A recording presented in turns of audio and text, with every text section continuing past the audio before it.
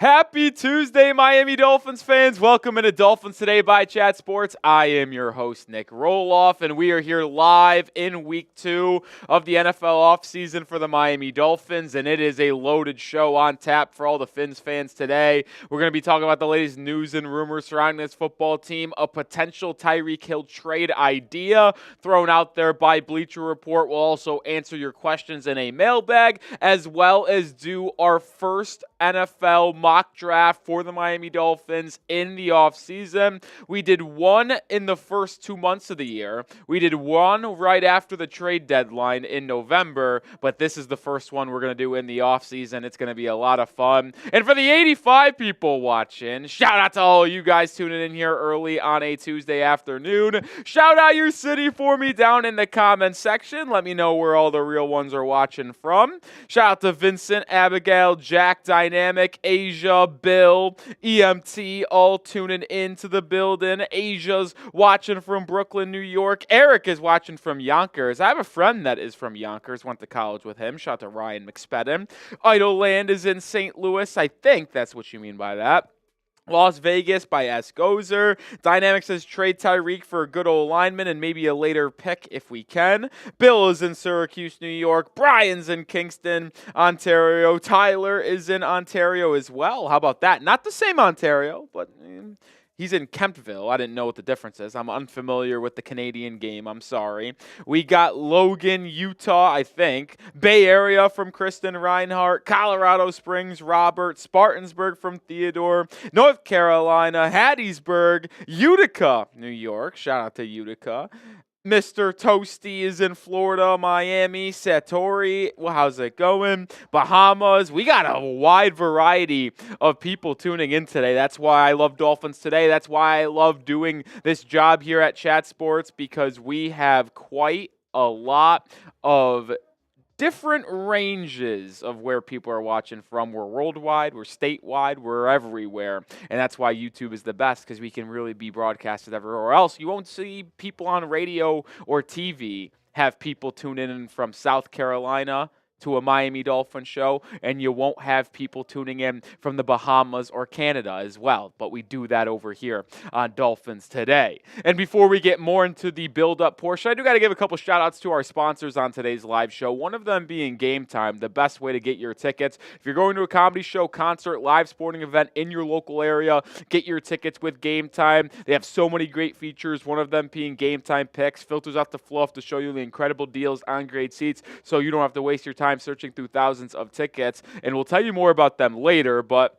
when you download the app and create an account, make sure you use Chat Sports. That gets you $20 off your first purchase. Terms apply. First purchase only, but use code CHATSPORTS to get $20 off that first purchase. But we're also sponsored by Prize Picks, the #1 daily fantasy sports platform. I'm glad they are back here on the channel and back live in Florida as well, if you are in the South Florida state. When you sign up with them, use code CLNS. That gets you $50 instantly when you play your first $5. You do not need to win to receive the $50. It's fully guaranteed. You can earn money based on your sports opinions and knowledge across all leagues: football, basketball, hockey, college, professional. It doesn't matter. I've got a little college football action here for the national championship game. More than on a free square from Will Howard, half a passing yards, less than on Riley Leonard passing yards, and less than on Jeremiah Smith receiving yards. Just another example of how you can play.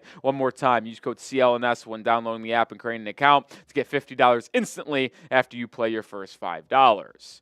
All right, let's get more into some Dolphins talk here now that we got our sponsors out of the way. Shout out to the two of them. Crystal ball time. Will Tyreek Hill be traded this NFL offseason? Let me know your thoughts. Type T if he will be traded. Type K if you think he is kept. It's also the live pin and poll on today's live show. It's not a what do you want to happen. It is a prediction. Will it happen? Yes is 60%, 40% no. Let's see what the people are saying in the chat. PFF Future says trade. Ty Man's in the building saying trade. Stetson trade. Cameron trade. Mushroom says he will be traded. Dynamic Duo says traded. Bill Lyon says traded. EMT says keep. I'm fascinated by the Tyreek Hill situation, man. Like, if Tyreek Hill never made the comments after the Week 18 loss against the Jets, to me, there isn't really a debate on if he's going to get traded or not. Like, he's going to be kept around. He's under contract. The team wants him back in Miami. Him and Tua have a good rapport. But then he makes those comments about not wanting to be in this locker room, in this organization, and now I don't want him. If you're going to say those type of things, I get it. Heat of battle, fresh off a loss. You just missed the postseason. It was a tumultuous year in Miami during 2024. But if you are thinking those things right away after a game, you have clearly thought about them in the weeks leading up to that comment, and it was just kind of a boiling point. So get him out of here, man. Get him out of here. No, I'm not in on that, dude. Not in on that. See some people saying T, some people saying keep. Our producer! It's not his last time. It wasn't last week. We speculated it might be, but it's not. Cullen is back into the building. Cullen, how are you doing today? I'm doing well, my friend. Thank you for asking. And, we still got a, pretty eventful offseason ahead of us. If you're a Miami Dolphins fan, I'm willing to get into this today, man, because on today's show, we got a lot to talk about in terms of, mock drafts, trades. I mean, obviously we'll be taking y'all's questions as well. So, I'm here for it, man. I'm here for it. Yeah, it's going to be fun. Like you mentioned, a lot to talk about on today's episode. It's going to be an absolute blast. And listen, we only go live once a week nowadays. We were doing 2 times a week because of game days on the weekends, live show during the week. It's now reduced to only 1 time a week. So we've got to cherish these Tuesday afternoon live shows together, because the next time we're going to be doing multiple live shows will be in free agency in the first week of March, the NFL draft at the end of April. But leading up till then, well, it'll just be the 1 live shows a week. But listen, we'll still have you covered with multiple videos each day and close to what? Probably 12 videos on a weekly basis. So. Yeah, it's up there. You're putting the work in. We're trying to get 2 videos Monday through Friday, 1 on the weekend. Hopefully we continue to get that output out there. We try our hardest here. And I mean, hey, if there's any breaking news, we will go live for that as well. That's so true. If Tyreek Hill, for example, Tyreek Hill trade, we'd go live, absolutely. I don't know what other event could happen were to go live. Maybe. No, I feel like that'd be a video. Tyreek Hill is really the only question mark out there that if it happened, we'd go live. Outside of signings and trades and free agency, we're talking before that, between now and the first week or 2 of March. Yeah, it had to be something unforeseen for you to I don't even know what it could be. McDaniel and Greer are coming back. There's really no other trade candidates. Maybe if they traded Bradley Chubb, but I don't see that happening unless it's a post-June 1st trade like Tyreek Hill. So I don't know. I think it's going to be a relatively slow-moving January and February for the Miami Dolphins, unfortunately. But then once that first week of March kicks off and free agency gets underway, the trade market gets moving, it'll be hot, it'll be fun, and then that will take us right into April, where we will be leading you up with the best NFL draft coverage, live for the draft as well. It will be a lot of fun in March and April, and then we unfortunately hit our dry months of May, June, July, before picking it back up into August. Yeah, that answers your question, Idle Land. He actually asked, will you guys be live for the draft? Yeah, Rolly. Absolutely. So I would assume, because last year you were kind of in and out live for Dolphins, right? As you were kind of Yeah, well, actually, fun fact, I think some people know this. The first show I ever did on the channel is a mock draft the day before the first round. I'm not going to lie. The first video I did was, Thursday is the NFL draft, first round. First time as a hosting Dolphins Today, Wednesday, final mock draft. That was the first video I did. And crazy. We were live on Thursday night as well when the Dolphins were about 4 or 5 picks away. We went live. I was on our main coverage. We stayed live on Dolphins. And then we went live on day 3 of the NFL draft as well. But as we get more studios, more producer help, I do expect us to be live for a good portion of the first round. I will not claim to be live for the entire first round, but I would have to imagine with the 13th pick, as long as the Dolphins stay at 13, we'll probably either be live for the entire, at least from pick 1 to 16. Pick 1 to 18, 19, okay. I'd probably say. Last year, they normally, whenever they would do the switches, was around pick 16. Anywhere 16? From 16 to 20. It's kind of like that, bark. So, that's what I would guess. It'll be a fun draft. And I will guarantee we'll be live throughout the draft as well on days 2 and 3 because we actually have a lot of draft picks. And you'll see in our mock draft, we did a full 7-round mock draft, no trades. The Dolphins have 10 projected picks right now. A couple of them are comp picks, but they are expected to be conveyed to Miami. Speaking of the draft, what position should Miami target in the first round when we get to late April, Thursday night, first round of the NFL draft, and it's announced that the Dolphins have made a selection at 13? What position are you hoping it is? I know a lot of people will say offensive line. I will counteract with another one. That will be the safety position.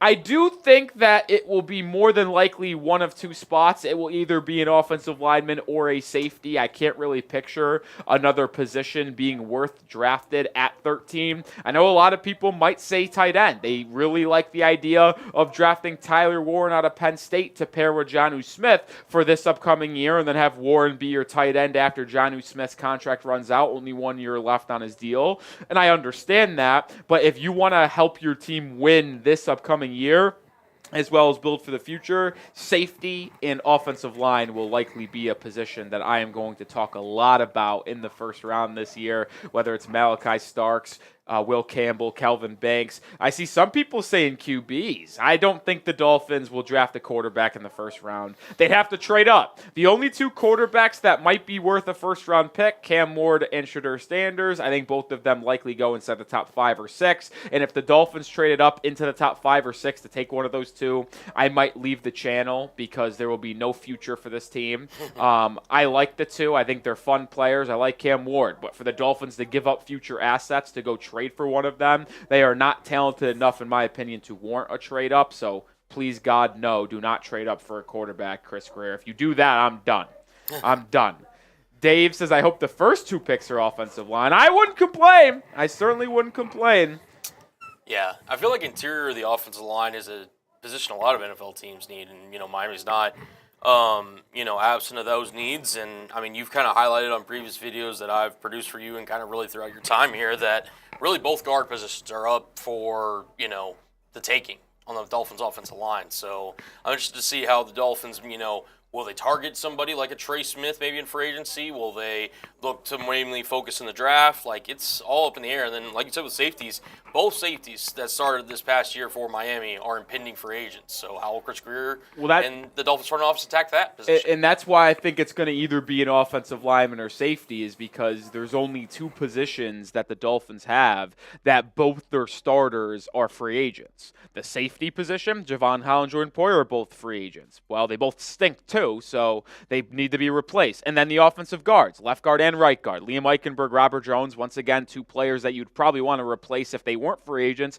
but they are. So you have 4 positions to fill, not a lot of money to use in free agency, so you're going to have to use draft picks and a lot of them to potentially get depth at offensive guard and safety, which is why I think it's the most likely position that the Dolphins address in both the first and second rounds. If you told me that the first round pick at 13 and the second round pick at 48 were offensive line safety or safety offensive line, I would not be surprised, and boy, I would probably pound my fist on the table hoping that is the case.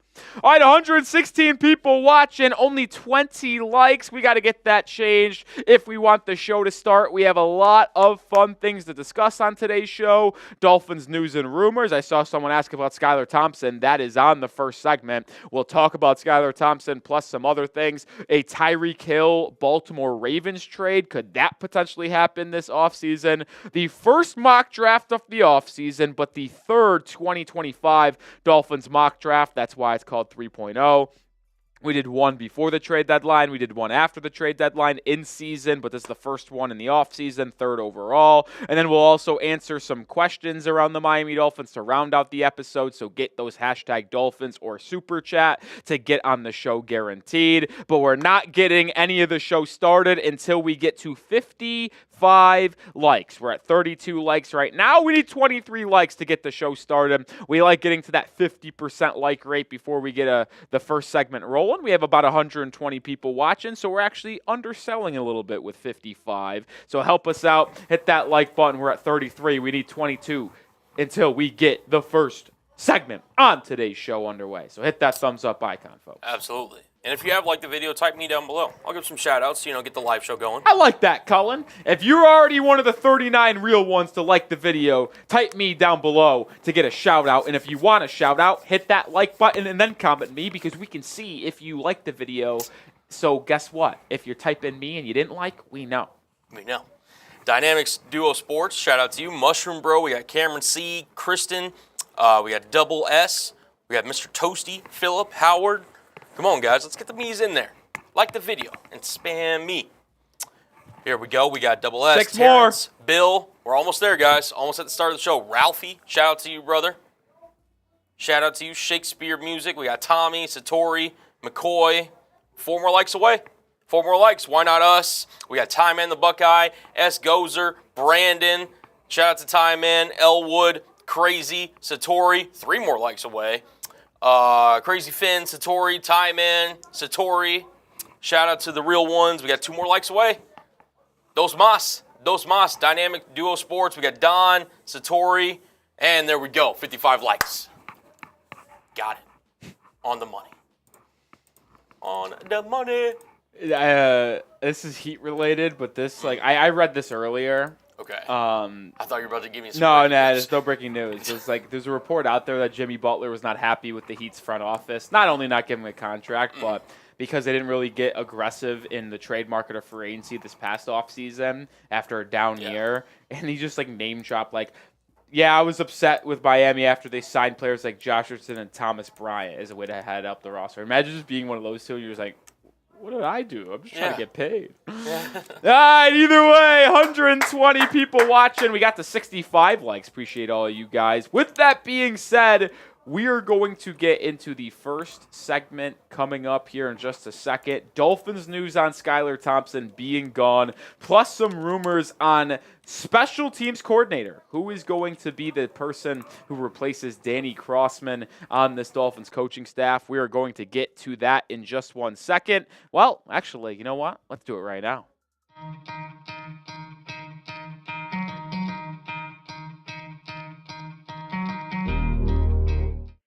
I am Nic Rohloff. This is Dolphins Today by Chat Sports, and we have a fun show on tap for everyone today. We got some news on Skylar Thompson. He is officially gone from the Miami Dolphins roster. Plus, Miami fired their special teams coordinator, Danny Crossman, over the weekend. Who are some options to replace him? That will be on the back half of today's video. But first, make sure you are helping us out here at Dolphins Today by sharing the episode, by clicking share, selecting Twitter/X, click post to Twitter/X. If you post it on Twitter by sharing today's video and tag your boy at Nic_Rohloff, I will give you a like, retweet, and I will give you a shout out on a video later this week. Help spread the word of Dolphins Today as we attempt to continue to grow our family here at the channel. All right, the news of the day surrounding Miami, and in the offseason, there are not many days that there will be news, but here it is. Skylar Thompson, the former Miami Dolphins 7th-round pick and backup quarterback over the last 3 seasons, was signed by the Pittsburgh Steelers to a futures contract. What does that mean? Well, he's going to be on the 90-man preseason roster, right? Remember, you start at 90, you get dwindled down to 53. So Skylar Thompson will be with Pittsburgh in OTAs, in training camp in June and July. So he is officially gone from Miami. It's that simple. It's over. And we talked about 12 players that the Miami Dolphins signed to futures contracts last week. If you didn't see it, go back and watch the video. That's why you got to be subscribed. But with him signing a futures contract with the Pittsburgh Steelers today, the saga of Thompson in the 305 being Tua Tagovailoa's backup is no more. It's officially done. He will not be returning to this team. And this is someone that has been one of the most talked about backup quarterbacks maybe in all of football, just due to the fact that he's been called upon so often with Tua's injury history. He was a 7th-round pick out of Kansas State in 2022. He started 3 games in 3 seasons for the Miami Dolphins, and one of those starts was in the 2022 wild card game against the Buffalo Bills, where he actually almost won that game in Orchard Park. They just lost 34-31 in Mike McDaniel's first year as Dolphins head coach. This is someone who has plenty of experience in a Dolphins uniform, but also when you watch the games, you watch him operate. This is someone that Miami fans knew that was just not adequate enough to be the backup quarterback to Tua Tagovailoa, especially for a quarterback in Tua that is injured so often and is almost guaranteed to miss 2 or 3 games a year, it feels like. You need to have a more reliable backup behind him. And Skylar Thompson just simply is not that. You see his numbers on screen. Yeah, backup quarterbacks are backups for a reason, but there are plenty of guys out there that I would trust more, and I would probably say there's 25 backup quarterbacks that I would at least trust more than Skylar Thompson. This is not NFL caliber stuff. He's maybe a practice squad quarterback, which is why we've been clamoring for a real one in terms of being a backup to come to Miami, and now we don't have to worry about Skylar Thompson being that guy anymore. Chime in. Are you happy Skylar Thompson is officially gone from the Miami Dolphins and we no longer will be watching him in the preseason, in training camp, and anything anymore? Type Y if you are happy. Type N if you are not. I'm through the roof. I really am. And it's nothing against Skylar Thompson, even though I have said that he is not a starting or I guess a backup caliber quarterback in the league.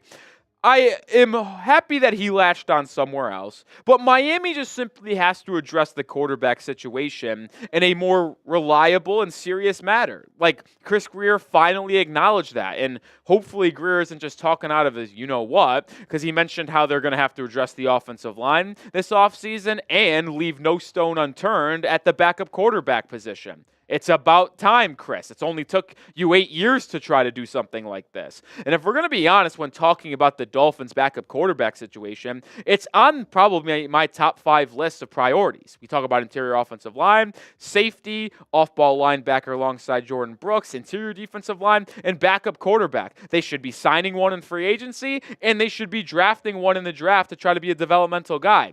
The Dolphins have 10 projected picks when you include comp picks in 2025 late April.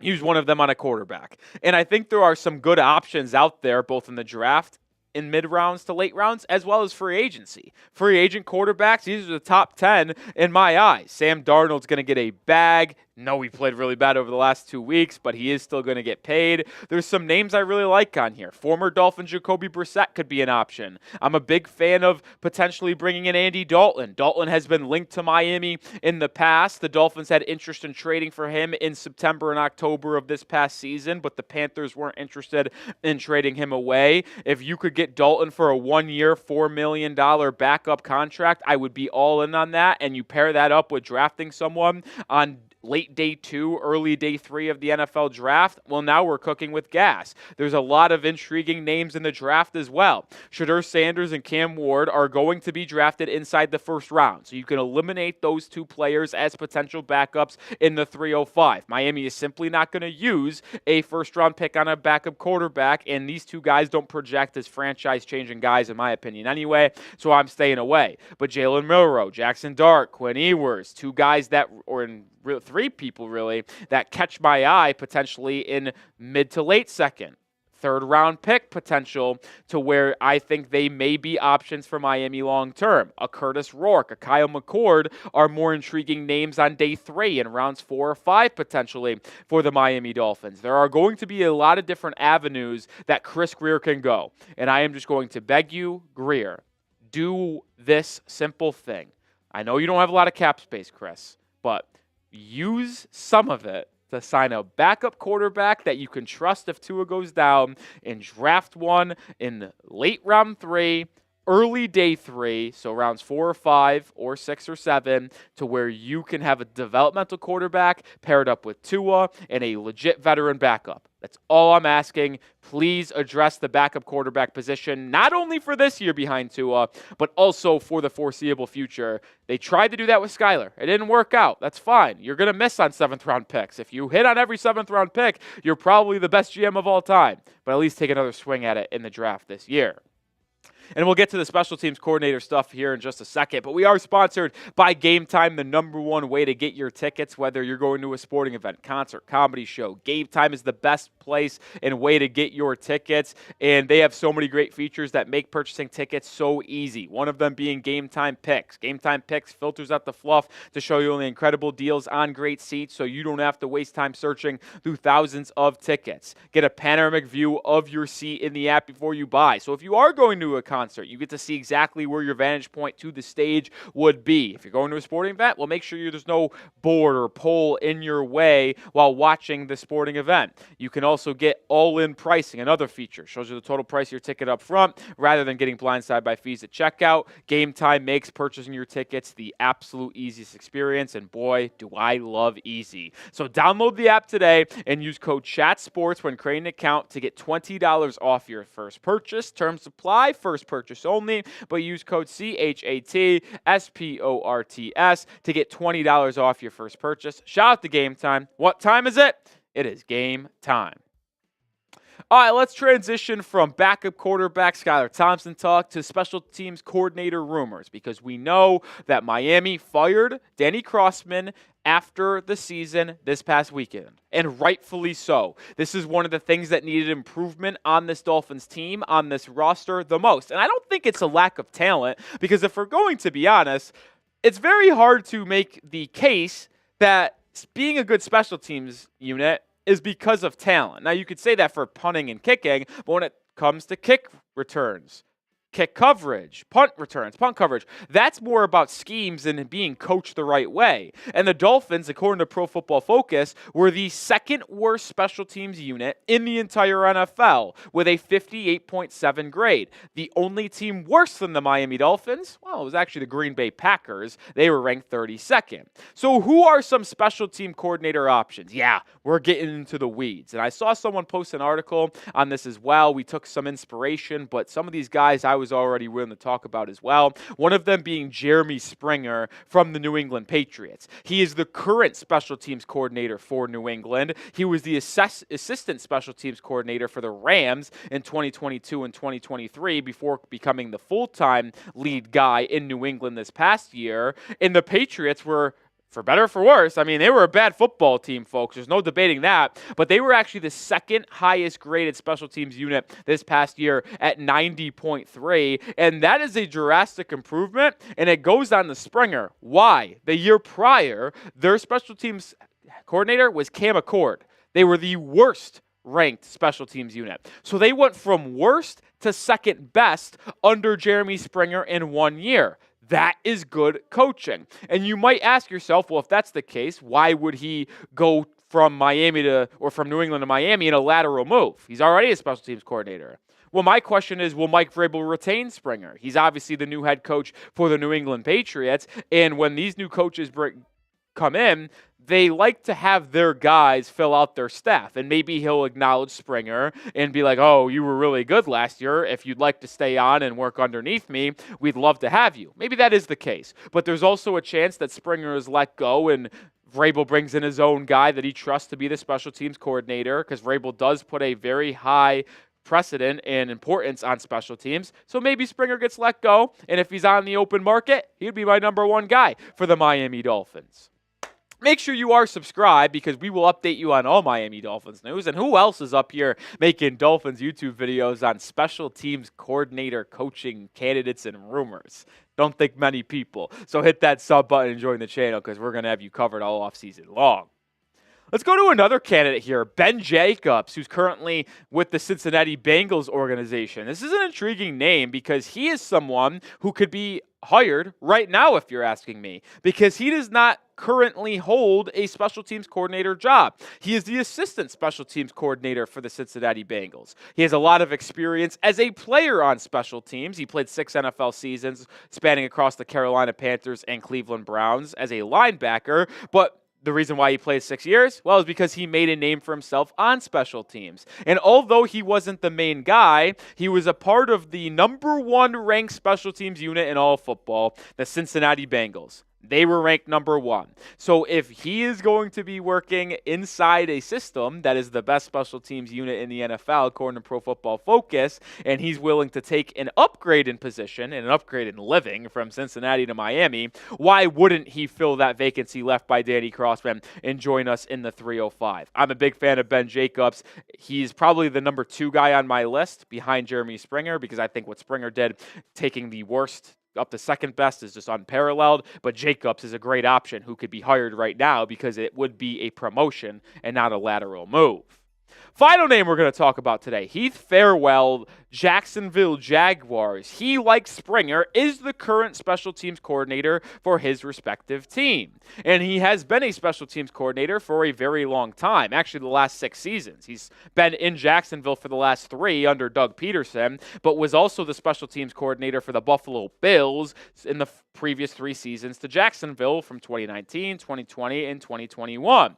And like the other 2 candidates, was a part of a group this past season that excelled at special teams. The Jaguars were ranked 4th in the NFL according to Pro Football Focus, behind the Patriots, behind the Bengals, ranked 89.0 overall. Farwell was very good leading that Jaguars team. Another team that was not good this season in terms of winning, but their special teams unit got a lot of work and they excelled. And the question that I will have, and you will ask this like Springer, well, why would he leave Jacksonville in a lateral move? Well, the Jags do have a head coaching vacancy. They're performing a coaching search right now. I don't know who they will hire, but whoever the Jacksonville Jaguars hire as their next head coach, will they want to keep and retain Farwell? It's very similar to the Vrabel, Jeremy Springer situation. Some guys may want to bring in their own dudes that they know and trust. Now, with a new head coach that could potentially go to Jacksonville, if it's a first-time head coach like a Ben Johnson, maybe he will value the experience that Farwell brings to the table.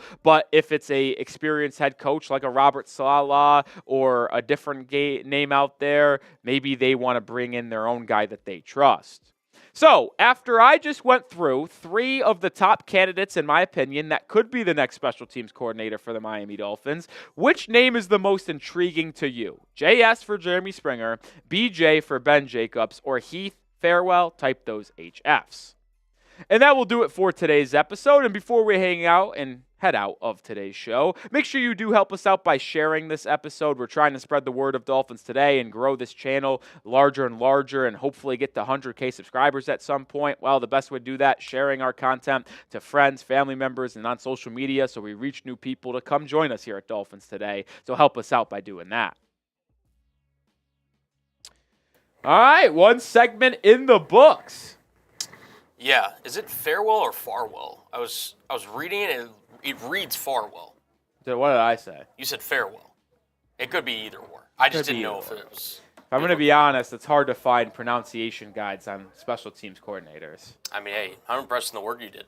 I'll be honest. I thought that was very informative. It was very informative. I mean, we'll see how well that video does when we put it out after the live show, and if people even stay through the video long enough to really learn all of that information. But like I said, I don't think many people out there are going and doing some research to find you and talk about it on a podcast or YouTube videos when it comes to special teams coordinator searches. That's like in the weeds type stuff. Like you guys, if you have not hit that like button already for this stream or subscribe, you got to subscribe for that. I'm looking at some of the comments. A lot of people like Ben Jacobs. I'm assuming that you guys probably didn't know who any of those people were. Maybe you did, but if you didn't, there's it is, and they all are voting on Ben Jacobs. Yeah. I know a lot of people. I see Carter is asking about Darren Rizzi, who was the interim head coach for the New Orleans Saints, and he's a special teams guy. And he's actually been with Miami in the past. I don't imagine him returning. Once you get a little taste of that interim head coach role, are you really going to go back to being a special teams coordinator? Yeah, it feels like a rung or two down the opposite way. Yeah. You know? And, I mean, again, will he be a head coach? Probably not, but... I love Rizzi if he came back. I just don't think he would do that, and I don't think Miami will even try to get him on the staff. That's fair. S. Gozer1 comes in with a super chat here, says, what about putting the franchise tag on Holland? It's a great question. We'll answer that in our Q&A for sure. I do not foresee the Dolphins doing that. Maybe they do. It also depends on what the franchise tag ultimately becomes, and we'll find out what that financial information will be, I think, in the next month or so. I forget when it gets announced what the franchise tag numbers are. Well, the franchise tag window opens, a week after the Super Bowl? Around there? I think so, yeah. Early, mid-February is probably when the franchise tag window opens, so a week or two before that, the NFL will put out what the one-year numbers would be for each position. And maybe, if the safety position is $14, $15 million, maybe the Dolphins franchise tag Holland and then try to work on an extension, or just say, yeah, we have a lot of holes to fill this offseason. We'll just make sure we don't have to fill 2 safety spots and just keep Holland around for 1 more year and then address it the following offseason. Maybe they do that. But, man, I find it hard to believe they're willing to allot $14-15 million to Javon Holland, because I truly believe they can replace both Jordan Poyer and Javon Holland in 2025 for $7-8 million total and get the same, if not better, production. I think they can find someone cheap in NFL free agency, like a Julian Blackmon, like a Justin Reed, like a Jeremy Chin, for $5, $6, $7 million on annual average salary, and then draft either Malachi Starks in round 1 or a different safety in round 2 or 3 to be the opposing starter, and then have Patrick Morris, the 6th-round pick from last year, be your third safety. And guess what? That entire safety room would cost you $8-9 million, which would be $6+ million less than just Javon Holland, and you could have an entire safety room that I think is just as productive. So, yeah. Fair enough. That's just what I think, man. That's what I think. Tom says, oh, we love you, Nick. You could be a better GM than Chris Grier. Listen, I will not claim to be better than Chris Grier. I do want to make something abundantly clear. Would I be a better talent evaluator than Chris Grier? Probably not. I don't know how that system works. But would I have addressed the offensive line much sooner than Chris Grier has and will? Absolutely. I would have made it a priority to retain Robert Hunt in the offseason. Now, I get it. It was tough financially because he was very expensive and he got the largest guard contract in NFL history, but he was that good. And he was that good against Carolina as well. Or for Carolina as well. So, I would have addressed offensive line. I would have. Will never claim to be better than Chris Grier, but I would not have neglected the offensive line, because I am someone who firmly does believe you win games in the trenches. Just look at the Philadelphia Eagles, for example. They haven't got over the hump with Jalen Hurts and Nick Sirianni yet, but one thing has been the same thing every year over and over and over again. The Eagles have had the best offensive line in football, or at least top 3, top 5 in the past 7-8 years every single year, and they are consistently in the playoffs. And they won a Super Bowl in 2017 with a backup quarterback. I know it was a generational Nick Foles run, but the reason why they won that Super Bowl is because their offensive line, they were running the ball effectively, and then Nick Foles got hot. Yeah. 2 other examples just in that conference alone. The Detroit Lions, right, arguably have the best offensive line in football. I'd put them number 2 behind Philadelphia. Yeah, they're phenomenal. And, obviously with Aiden Hutchinson, when he's healthy, combined with they added DJ Reader in the offseason, their defensive line is also front. The LA Rams, just this season, they were beat up all along the offensive line and defensive line, but they hit on Jared Verse, they hit on Braden Fisk. Their defensive line got to Sam Darnold all night last night, 9 sacks, and their offensive line's finally healthy. It just goes to show, even the different opinions, whether you're a CEO type Campbell or you're a offensive, guru like Sean McVay, everyone values the guys up front, and I think the Dolphins should look to do the same. Yeah. So, there you go.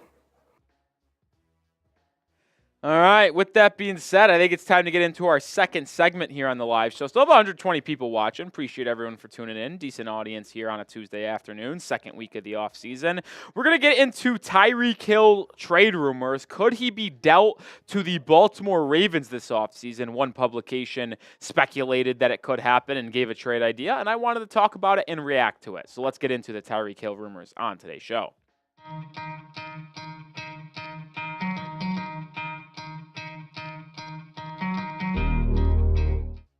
Could Tyreek Hill be traded this offseason and specifically be dealt to the Baltimore Ravens? Well, on today's show, we're going to break down that possibility because Bleacher Report suggested and had a trade idea for Tyreek Hill to land in Baltimore this offseason. And before we get into all of that, make sure you do follow me over on Twitter at Nic_Rohloff because I talk Dolphins news and rumors every day over there. And if a Tyreek Hill trade happens or more information comes out about Tyreek Hill wanting a trade, we'll have you covered over there before we make a YouTube video. So follow me at Nic_Rohloff. All right, I know the Tyreek Hill trade rumors have kind of quieted down over the last 3, 4, 5 days, if you will. But I still think he could be traded because no matter what is getting put out there, what Drew Rosenhaus said late last week on the Pat McAfee show still is kind of sitting with me a little bit. And it's hard for me to shake the quotes that he dropped. And I wanted to revisit them for you if you missed them last week. Rosenhaus initially said, when asked about Tyreek Hill, he's committed to this Dolphins football team. He had an excellent meeting with Chris Greer and Mike McDaniel after the weird trade request comments following Week 18. He's the least guy people should be worried about for this organization. All right, cool. Sounds like Tyreek Hill's going to stay. Not even 15, 20 minutes later, he said this on the same show when asked about if Tyreek Hill wants to be in Miami. I've got to have that conversation with Tyreek. I'm not going to speak for him. I'm not going to say he does or he doesn't. What? It's a confusing situation, man. And that's why I still think a Tyreek Hill trade could go down. You hear the reports of Chris Greer, Mike McDaniel, and Tyreek having a productive meeting after the initial trade request. And then you hear Rosenhaus say that. And Tyreek Hill has yet to backtrack his comments personally. If he just put out a statement saying, yeah, man, heat of the moment type thing. I just was upset how the game played out against New York. I was upset how the season played out. We missed the postseason. I was pissed. I didn't mean anything I said. He says that on social media. Everything I think could be forgiven, and we can move forward having Tyreek Hill as a mainstay of this Dolphins' future. But then he hasn't done that. You hear the news and stuff about players being late to meetings, them getting fined, but then still showing up late and the fine's not working. Like, it just feels like a disaster. I feel like it was a subtle shot at Tyreek Hill. I can't confirm nor deny if Tyreek was one of those guys late to team meetings getting fined repeatedly. But it is a murky situation in the 305, which still leads me to believe that Tyreek Hill could be traded. So I want you to predict it for me. Will Tyreek Hill be traded? It's not what you think should happen. What do you think will happen? Type T if you think he's dealt. Type K if you think he's ultimately kept. All right, let's get into the talk about the Baltimore Ravens now, because Maurice Moton of Bleacher Report said that if the Dolphins prefer to move on from Hill rather than keep him with the chance that he eventually requests another trade, they could demand a second-round pick for him. If healthy, Hill is still one of the best wide receivers in the league. In recent years, the Baltimore Ravens have been aggressive on the trade market.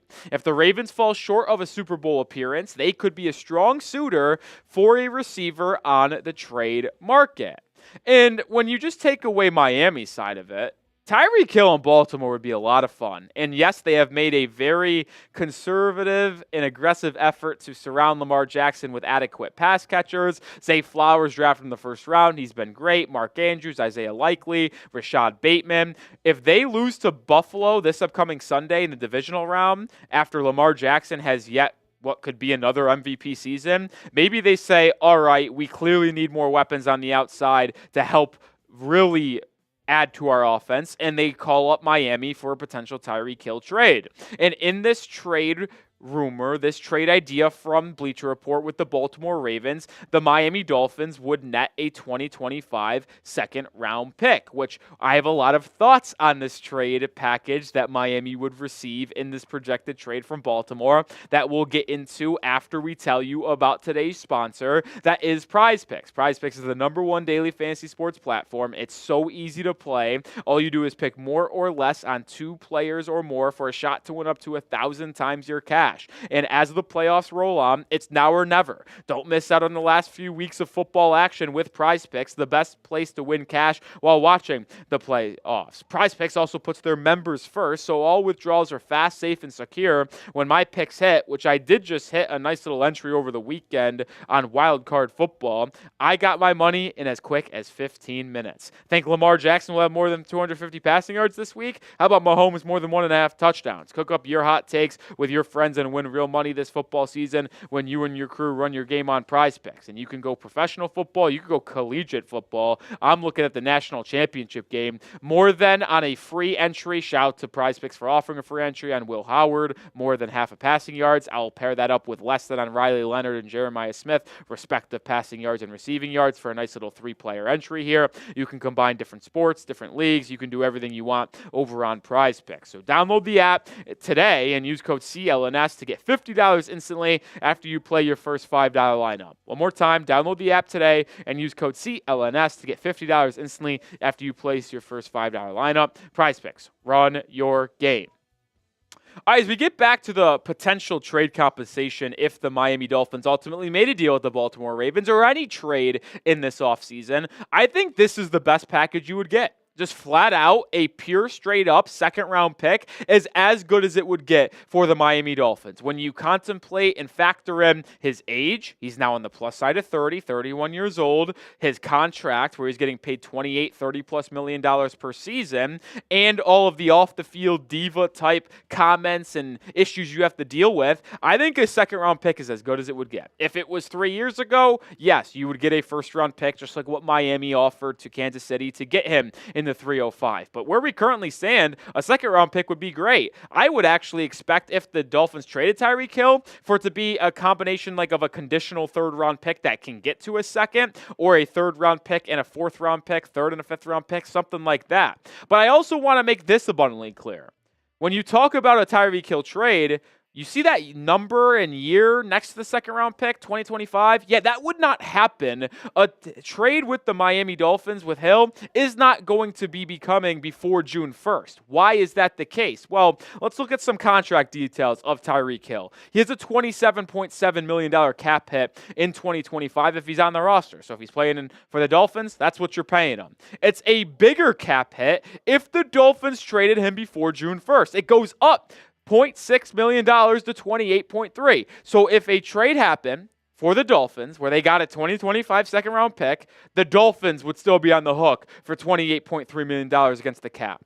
The reason why I don't think that's possible is because look at the difference, folks. It's a $12.7 million cap hit in 2025 if he's traded after June 1st, and then he's under contract through 2026. So if Tyreek Hill is traded, it would happen after June 1st, because Miami is not going to pay a player $28.3 million to not play for them, especially when they are already up against the cap. It would be front office malpractice. I don't care if it nets you a second-round pick in this year's draft. This draft is not even that good to begin with to take on that contract just to get a second-round pick in this draft. I would rather do a trade that gets you a third in 2026 and a fifth in 2026 just to save the $16 million that you would in a trade. It makes no sense for the Dolphins to deal Tyreek Hill before June 1st, so I do not think a trade in this capacity would happen. But let me know your thoughts. Knowing the cap situation, would you accept this trade? And factor that in. Obviously, if it was straight up no money, it has to be thought about at all. I'm hitting my A's for accept. But knowing that the Dolphins would pay Tyreek Hill $28 million if he's not on the roster, are you accepting this trade or are you waiting for post-June 1st? Let me know your thoughts down in the comment section. If you cannot tell, I am not doing it. And it's specifically for the financial reasons, right? Why on earth would the Dolphins, who need a lot of help at the wide receiver position and as a overall roster, trade someone, pay them $28 million to not play for you? It makes absolutely no sense for the Dolphins to do that. But let's talk about this for a second. If the Dolphins did want to move off of Tyreek Hill, or just in general, wanted to add to this wide receiver room, and they knew they were going to trade Tyreek Hill post-June 1st, here are some NFL draft options for the Fins that I am looking at. And just by the way, these are all guys that would be after the first round, so either in the second round, third round, fourth round, fifth round, in the second to fourth, fifth round range. There's some interesting names on here. I really like Trey Harris from Ole Miss. He's got good size. He's got good speed. And most of the players on this list are good in size and stature because I'm looking for someone to be helpful in the red zone. Nick Nash was one of the best wide receivers out of San Jose State. He's 6'4", 6'5". Pat Bryant from Illinois is a personal favorite of mine. He's 6'3". Savion Williams from TCU, gadget guy, had about 650 receiving yards as well as 300 rushing yards. He's 6'5". So I'm looking at big-bodied wide receivers that can be red zone threats, but also make things happen after the catch with the ball in their hands. And even if the Dolphins do not trade Tyreek Hill, or if they do trade Tyreek Hill, it simply doesn't matter to me. The Dolphins should be looking to draft a wide receiver in the middle rounds of the draft to help in the red zone because the Dolphins struggled in the red zone all year long. They couldn't run inside the 5, inside the 10-yard line, and I think some of their passing game struggled as well. It led to a lot of screens to Jonnu Smith and Devon Achane, which is fine. Those two dominated their roles this year, but it would be helpful to be able to trust a guy in a contested catch situation, in a back shoulder fade type of thing. Well, you don't have to solely rely on speed and scheme, but just say, hey, go win your matchup. Dolphins do not have that at the wide receiver position. And regardless if Hill is on the team or not, they should try to address this in free agency, signing a fourth veteran wide receiver with size, or using a pick in the draft. They have 10 of them projected. Why not use one of them on a big-bodied wide receiver in the middle rounds? All right, that will do it for today's episode of Dolphins Today. We will be back later with another episode on the channel, so make sure you subscribe. We're dropping 2 videos on a daily basis. We'll have you covered on everything from trade rumors, news, coaching stuff as well. Make sure you subscribe for the best coverage on YouTube. All right, second segment down on Tyreek Hill. What are your guys' thoughts? I see some A's for accept from Wayne, D from Marcos, D from Howard, keep them from a no name. Not often do you see, someone with no name on YouTube. Very how about rare. that? You see, I don't even know how you do that. I legitimately don't know how. Yeah. We have like a regular on one of the other shows that I'm on that it's really just chess pieces. That's it. No name. That's impressive. Don't know how you do that, but Show me how. Madge says get Tyreek out of here for a third. Listen, like I said, I would take a third-round pick in 2026 to trade him post-June 1st. I would. Yeah. I would. I have no issue trading Tyreek Hill after June 1st to get assets for next year's draft. I know it would suck to trade Tyreek Hill and still have that that $12.7 million on your cap in 2025 for him not to play. I know that dead cap sucks. But the truth is, if he's going to be a headache off the field, you might as well move on now and just know you're going into the season with Waddle as your wide receiver 1, Malik Washington as your slot, and then you figure out how to get that other boundary wide receiver either from the draft or in free agency. I think that makes the most sense to me. Makes the most sense. And I know you're not going to be able to use that free agent money or that cap space you're saving by trading Tyreek Hill in free agency in early March because the timelines don't match. But, I mean, it still provides you some flexibility going into the season, right? Because here's another added thing, Cullen. Every team likes to have, I would say, around $10 to $12 million in cap space going into an NFL season. right. Because they want to have flexibility to absorb money with a trade at the deadline, as well as, hey, if we get major injuries, we could sign people off of free agency onto the roster, right? So that's a reason why teams like to have $10 to $12 million in flexibility going into each year. But maybe instead of saving and allotting that $10 to $12 million, you know for certainty you're going to trade Tyreek Hill. So in free agency, you run up that cap number right to basically zero, and then you're like, well, we're just going to trade Tyreek Hill anyway, create $15 million in cap space, and then there's our flexibility going into the season. So there's different ways you can go about this, right? No, I think it'll be an interesting conversation. Obviously, it'll be kind of like that elephant in the room that, like, I mean, even again, like with, you know, Tyreek's agent, I mean, literally flip-flopping in the span of half an hour. Tyreek Hill may wake up one day and just be like, you know what, I've thought about it. I don't want to be here. And then maybe, based off the moves that Miami makes during free agency, maybe it's something after the draft that he doesn't like. I mean, it could be a bunch of different factors. And,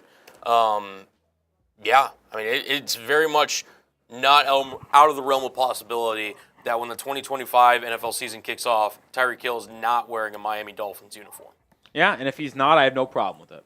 Yeah. I have no problem with that. He's getting older. I feel like when Tyreek Hill falls off, it's going to be very quick. Like, he battled injury. He was dealing with a wrist injury all year this year, so I don't blame him.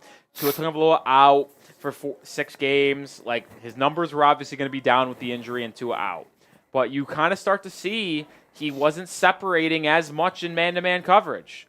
He wasn't. We actually did a video halfway through the year showcasing his numbers in the 2023 season compared to the 2024 season in separating versus man coverage, and they were down tremendously.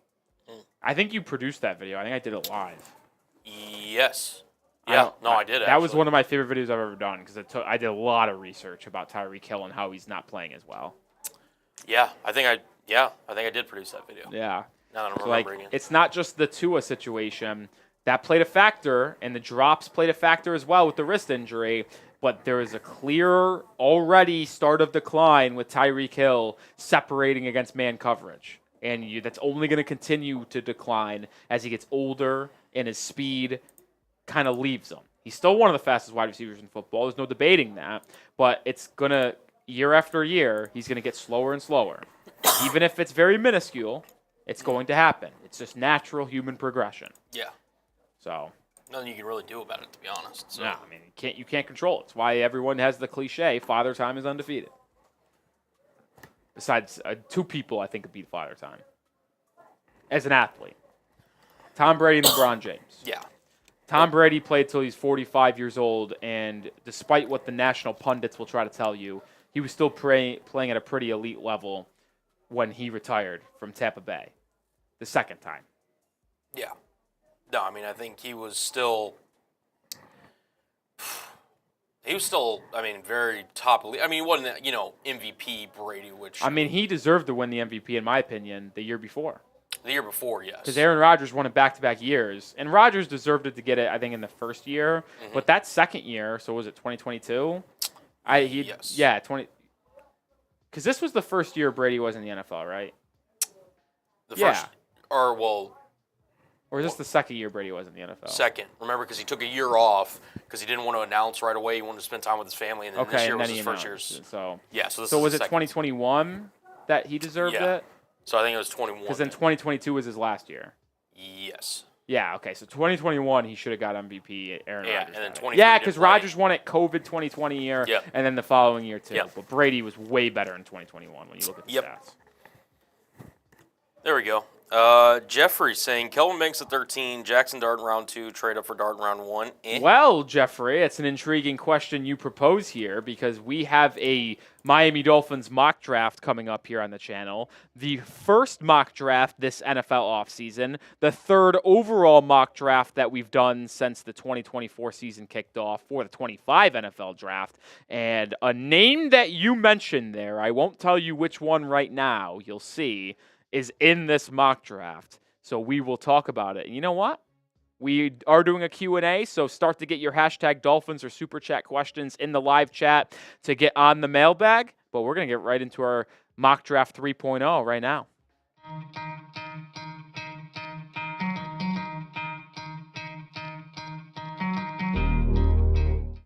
It is Miami Dolphins mock draft time. I am Nic Rohloff from Dolphins Today by Chat Sports. This is 3.0. It is the first mock draft we're doing in the NFL offseason, but the third 2025 mock draft. We did 2 of them in season, pre-trade deadline, post-trade deadline. We're doing all 7 rounds, no trades. I think it's a little too early to project trades in mock drafts. We'll do those type of things as we get closer to the draft in March and April, but right now, no trades.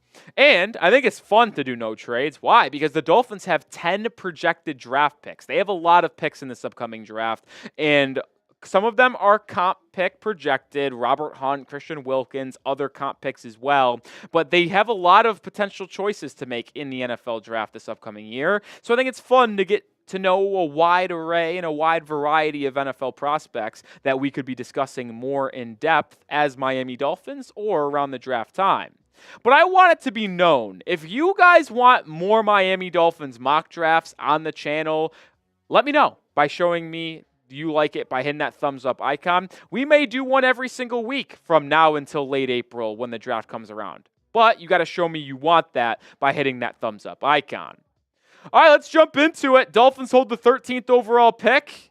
Yeah, we're going Kelvin Banks Jr., the offensive lineman from Texas. He is officially declared for the NFL draft after Texas was eliminated in the semifinals against Ohio State in the college football playoffs, and he is going to be one of the top offensive linemen out there. You will see him and Will Campbell mentioned as the two top offensive tackles, and I know he is an offensive tackle at Texas, but I think he could be a guard in the NFL. We'll tell you why in just a second, but his numbers this past year at Texas was elite. You see the grades on screen, only allowed 1 sack. Now, I know a lot of people out there that will knock Kelvin Banks Jr. actually will tell you that the reason why his numbers were so good were actually because Texas got the ball out of their hands in the passing game very quick and did not allow the possibility of giving up sacks. And you saw when Quinn Ewers had to hold the ball a little bit longer against Ohio State, how those pass rushers of JT Tuimatalo, botched that name, and Sawyer were able to get to Ewers.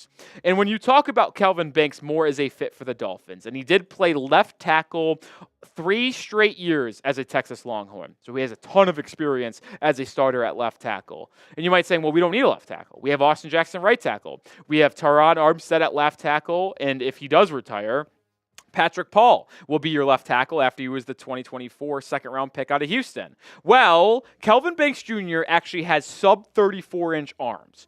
And I know this is getting very technical and drafty on you, but there is a threshold that usually prospects have to meet to be surefire left tackles, offensive tackles in the NFL. Well, the sub-34-inch arms kind of throw up a red flag for Kelvin Banks Jr., and some people also look at his slow feet at times. He's not the most athletic guy in terms of being able to drop back quickly in pass coverage, and with the arms and the maybe slow feet concerns, although he is still very good and a first-round prospect, no doubt, many people believe he can be an offensive guard in the NFL, which is music to my ears because it might make him fall in the draft because guards aren't as valuable as offensive tackles, so he might not go top 5, he might not go top 10, and he might be sitting there on the board for Miami at 13. With them having to replace Liam Eichenberg and Robert Jones at left guard and right guard, then Kelvin Banks Jr. is a really solid option and would be a home run pick for Miami at 13 if he's on the board.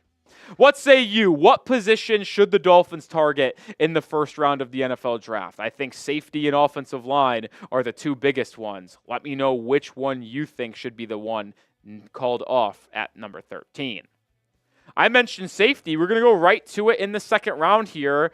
Xavier Watts, the safety from Notre Dame. And if you have not checked him out, be ready to watch him on Monday in the College Football National Championship game as Notre Dame takes on Ohio State.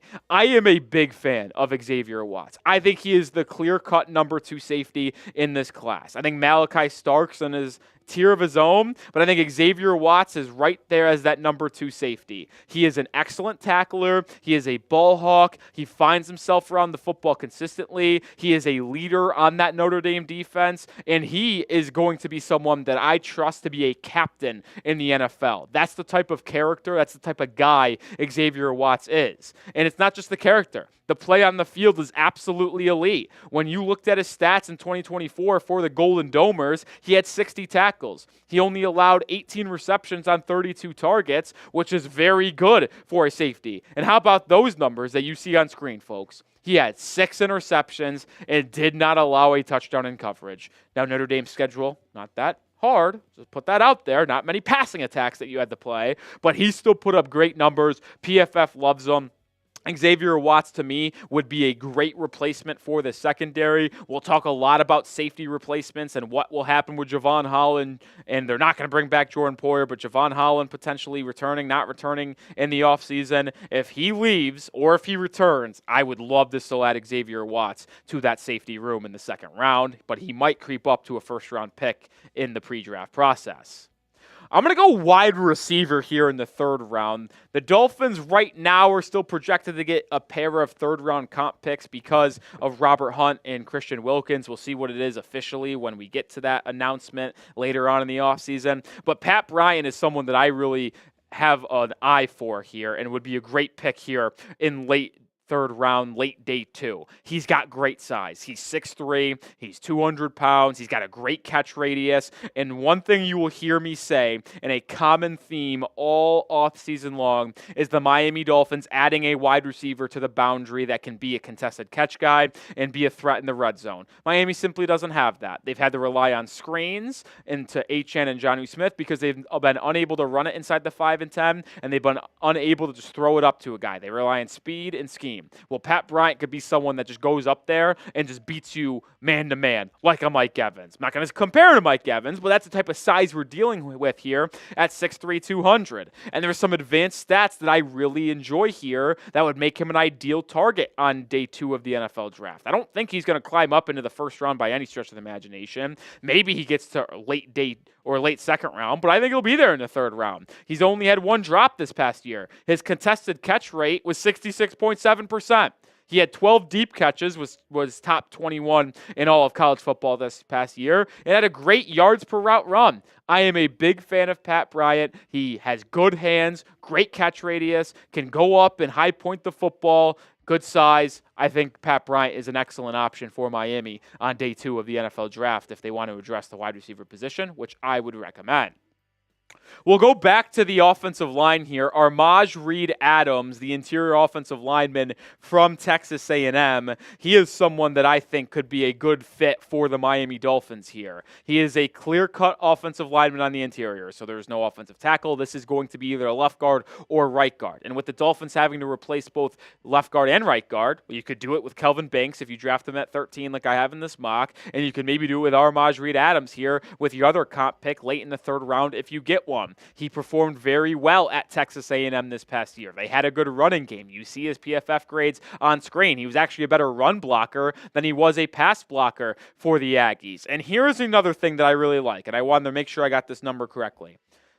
According to Pro Football Focus, Armaj Reed Adams had an 83.6 grade when zone blocking.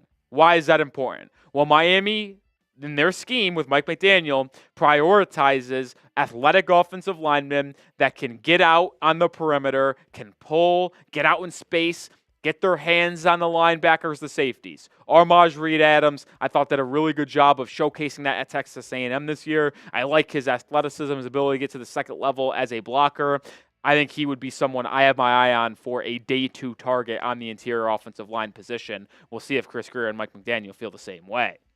We have a lot more players to talk about on today's show, but we are sponsored by Game Time, the best way to get your tickets. And if you want to go see a live sporting event, comedy show, concert, Game Time is the best way to get your tickets. So many great features, one of them being Game Time Picks. Game Time Picks filters out the fluff to show you the incredible deals on great seats so you don't have to waste time searching through thousands of tickets. They also have the lowest price guaranteed. If you find a ticket on a different service in the same exact seat, same exact section, row, whole 9 yards, they will actually credit you 110% of your difference. Also get a panoramic view of the seat in the app before you buy, so you know exactly where you're sitting. You won't get blocked by a pole, a stanchion, a board, nothing. You know exactly where you're sitting. Game Time makes purchasing tickets so easy, and boy, do I like easy. So download the app today and create an account, and when you create an account and use code CHATSPORTS, that will get you $20 off your first purchase. Terms apply, first purchase only, but use code CHATSPORTS to get $20 off that first purchase. Shout out to Game Time. What time is it? It is game time. We're going to go to the interior defensive line here for the Dolphins in round 4, and I'm going to go Simeon Barrow Jr. and keep him in the 305. Originally from Georgia, but went and was a Hurricane this past season, and I'd like to keep him in Miami. Why not? It's always fun to keep the Hurricanes and Dolphins intertwined, am I right? He actually was pretty solid this past year for the Hurricanes. Had 5.5 sacks, 30 tackles. He's a decent run stopper. He actually had a 7.8% run stop rate this past season for the Hurricanes. That defense was terrible. Most of you know that if you're a fan of both the Dolphins and Miami college football. But Simeon Barrow is not an incomplete reason why. I like his potential ability to be an interior pass rusher on that defensive line, but also help stop the run. I think having him work alongside Zach Sealer and learn behind Zach could really benefit him for the future. I'm a fan of Barrow Jr., and hopefully maybe he could stay in Miami. We're going to draft a quarterback here on day 3. Curtis Rourke, the quarterback from Indiana. And this is someone that's a very intriguing prospect when you ask me. He is very accurate with the football, and he has a good live arm for the most part when inside the pocket. The issue with Rourke is his mobility. He actually played all season long with a leg injury that basically made him a statue inside the pocket. But even if he did not have that injury, he is still not that mobile of a quarterback. He is a standstill, throwback, in the pocket type guy. But you see his numbers on screen. Completed nearly 70% of his passes. Only turned it over 5 times. The Indiana passing attack wasn't the most dynamic in all of football. But when he was in the pocket, when he had time to throw the football, he delivered it with anticipation, with accuracy, and on the money. And one thing that he really excels at as well as a quarterback, the back shoulder fade. That's something that the Indiana passing attack prioritized. When he gets in that pocket, he hits that back foot. He sees man-to-man coverage on the outside. He knows where to put it on that back shoulder. He trusts his wide receivers to make the play, that chemistry, that rapport. I'm a fan of Rourke. You see his size, too, 6'5", 223. He is a big fella that can sit in the pocket, see over the defense, and make some reads. And not even just talking about Rourke, but the Dolphins need to draft a quarterback in a draft. And I think I will have a quarterback being selected in every mock draft I do this offseason. Just going to simply put it like that. That is how I am going to approach this 2025 NFL draft, because with Tua having the injury history and talks about him might not being the guy of the future, I think the Dolphins might and should draft a quarterback in the draft, as well as sign one in free agency. So whether it's Curtis Rourke in round 5, whether it's Jackson Dart in round 2, or Jalen Milroe in round 3, I think the Dolphins should absolutely be looking and scouting some of these quarterbacks in the draft. And make sure you are subscribed to the channel, because when any Dolphins news happens, we will have you covered. We'll also be the #1 spot for NFL draft rumors, free agency rumors, all offseason long. So hit that sub button and join the channel, because we're bringing you multiple videos on a daily basis. We're going to go over to the defense here in round 5 and go to Jay Higgins, the Iowa Hawkeye linebacker. This is someone that I have a man crush on. I am just going to be completely transparent with you. I love linebackers that can cover, but he has the speed and size to be a potential difference maker as an off-ball linebacker in the National Football League. And you're not looking for someone to be your starter. You have Jordan Brooks, 2 years more on his contract to be your LB1. But can you find someone to complement him in the middle of that defense for Anthony Weaver?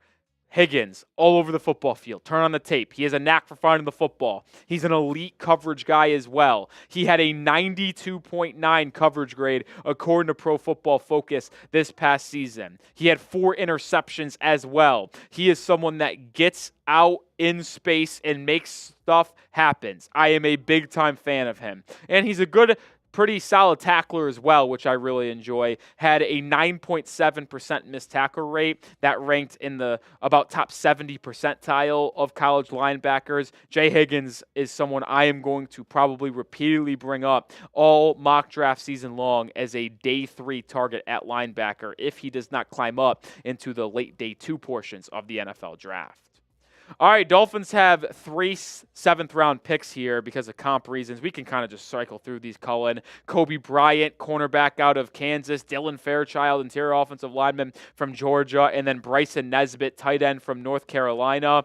I think 3 of these positions are pretty important for the Dolphins to recognize. I think they could use more cornerback depth after you saw Fuller go into his final year of his contract. Ramsey's getting older. Cam Smith looks like a bust. We already know about the interior offensive lineman needs. Just throw more darts at the dartboard with Dylan Fairchild. And then Bryson Nesbitt, I actually think, is a really good fit in Miami. He's an athletic tight end. Not the best blocker, but he would work in this system of RPO, yards after catch type of guy, work behind Jonnu Smith. Nesbitt's someone I really like as a late tight end target for any team in the NFL.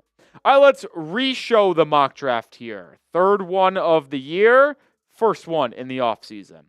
We go offensive line in round 1, Xavier Watson in round 2. We go back to the trenches in rounds 3 and 4, but also add Pat Bryant, the wide receiver, 6'3", 200 pounds out of Illinois in round 3 as well. And then we close out these 10 projected picks with a quarterback, Jay Higgins, and then 3 7th-rounders at the cornerback position, the tight end position, and interior offensive line. Lengthy mock draft here, but let me know your thoughts on it. First one of the offseason, I need you to grade Roley's first mock draft, a.k.a. 3.0 of the 2025 cycle, A, B, C, D, or F. They say it's not a good mock draft if you don't get some Fs. So be honest with me. Let me know your thoughts on it down in the comment section.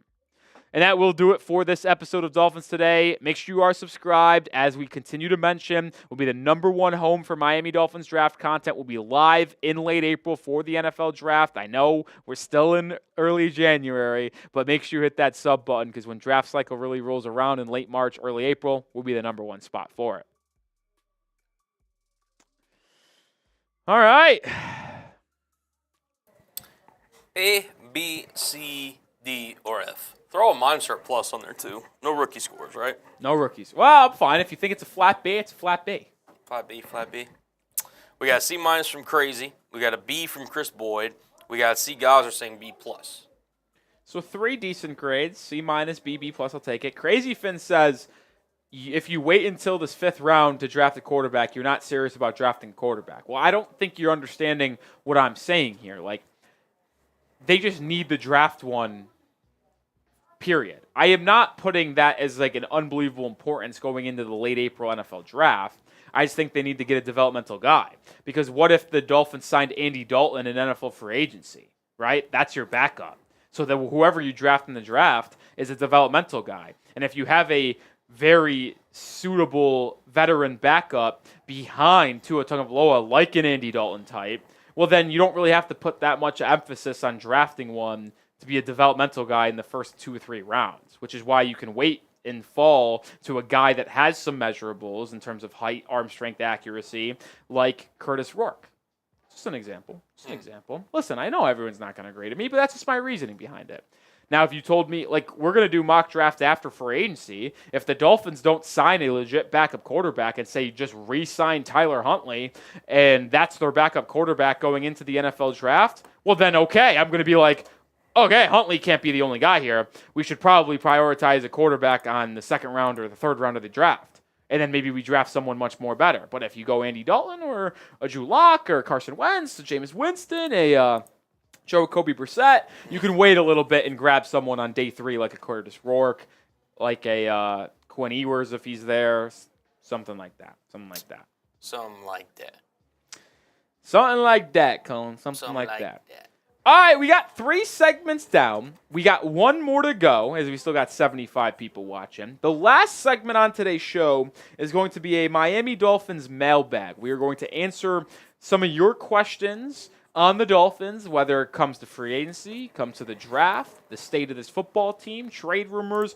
We'll answer them all. So if you have any questions on the Miami Dolphins, get them in the live chat right now. Either use #Dolphins or Super Chat to get on the live show. We already had the 1 Super Chat about Javon Holland. I feel like I saw a couple hashtags. I don't know if they did it correctly. I don't say they did not. We got 1 question other than that. We have 1 question. And honestly, it's around also Javon Holland a little bit. Well, this one's kind of like a hybrid, but. Okay. Chad Jones is in the building saying missed the draft, but draft a tight end in the first round. I don't think drafting Tyler Warren at pick 13 would be a good use of assets. Is he elite?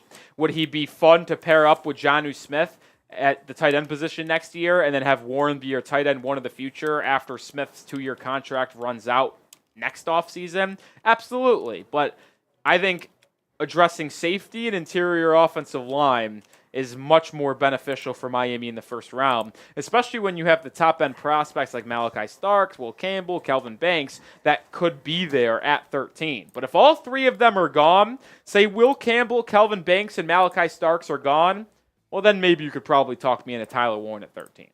100%. Cameron, we got your question there. It's honestly a pretty good question. That is a good question from Cameron. I really like Tyler Booker. We'll see where he goes. It sounds like he's going to get first-round buzz. 13 might be really high, but like mid-20s, early 20s is where Booker could go. So like I just mentioned, if Starks, Will Campbell, and Banks are all gone, maybe you trade back 4 or 5 spots to 17, 18, get some assets out of it for the future or later in the draft, and just draft Booker at the 18, 19 range. That's a possibility. We saw New England do that a couple of years ago. It's just an example that came to the forefront of my mind here just a second ago. But remember, they had like the 13th, 14th. Actually, I think they had the 13th pick in the draft. Yeah. They traded 4 spots back with the Steelers. The Steelers went up and drafted Broderick Jones at 13. The Patriots went back from 13 to 17 and got Christian Gonzalez at 17, who's an all-pro corner. Chad Jones with a good question. Barry B's in the building saying, Rolly, sorry I was late. No reason to apologize, Barry B. You make up with it by getting a question in for the mailbag. Chad Jones and Cameron in, so now it's 3 questions. Probably need about 4 more to get the live show or the mailbag going. I'd say about 7 questions is how we get mailbags rolling. I could really make it work with 5, but 7 is probably what we want. So can we get 4 more questions?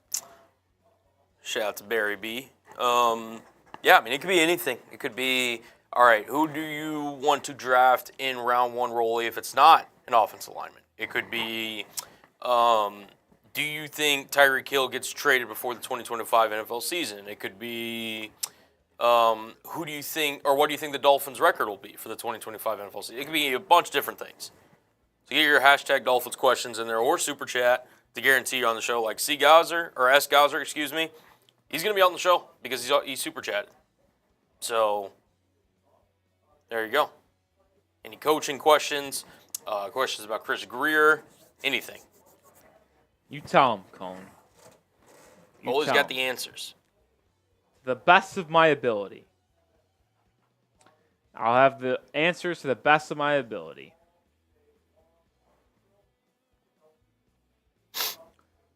I don't think this is an accurate report.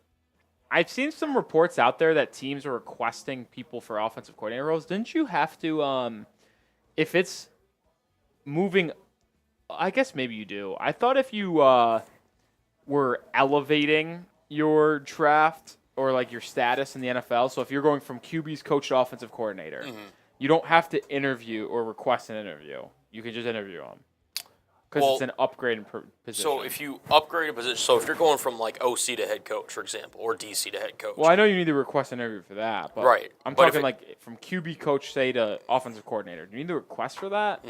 Okay. You should. I think it's any time you're going upward, unless it's like internal. You have to request an interview. Barry B, that's a good question. Just make sure you tag hashtag Dolphins at the end or at the beginning, and we could put it up on the show and use it. Ask Gaza with a super chat. Appreciate you. So that's now 4 questions. Yeah, so we've got his question, or both his questions. And then yeah, well, that's fine. No issue there. I would say unless... No issue. So we got 2 Gaza questions. One from Chad, one from Anthony, Cameron. And then one from Cameron, yep. Oh, Anthony had an Anthony question? Anthony was the one kind of similar to one of Gazer's questions. Is it different enough? It's different enough, yeah. Okay. It's different enough.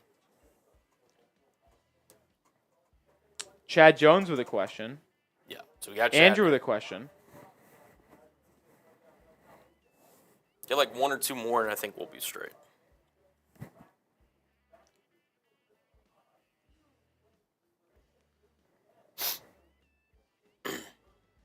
Chris Boyd is really happy that I mock draft Curtis Rourke to Miami. I think he's an Indiana football fan. He said he lives in Indiana. Rourke is exactly what we need. And then he just said, we need to get the Indiana Hoosier Curtis Rourke. Yeah.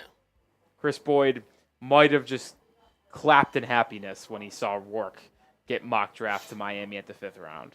He'll be definitely a day 3 potential target for a lot of teams. I mean, showed out this year. I was going to say, he played really well for Indiana this past year. He's got great size, 6'5", 233. The injury concerns and lack of mobility will be a large hindering and question mark for him. But you see some of his throws, his accuracy, and you're just like, well, Why not bring him in here to be a third QB developmental guy? Couple more questions. Hashtag Dolphins or Super Chat, and we'll get the Q&A started on today's show. Yeah.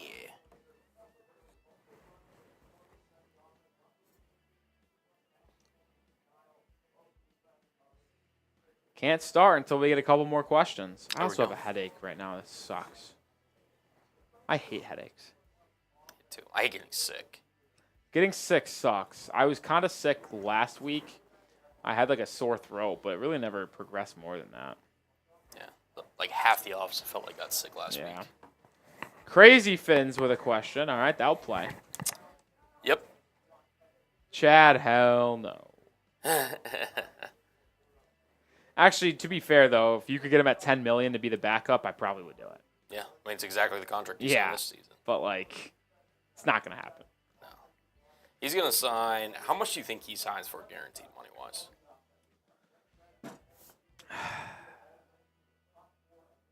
I think he gets $20 million at least. And that's, like, very much low ball. People think that he will get $40 million per season. But after the last 2 weeks, I think he cost himself money. Maybe it comes down to 30, but I think I'd be willing to bet my life that he gets $20 million at least.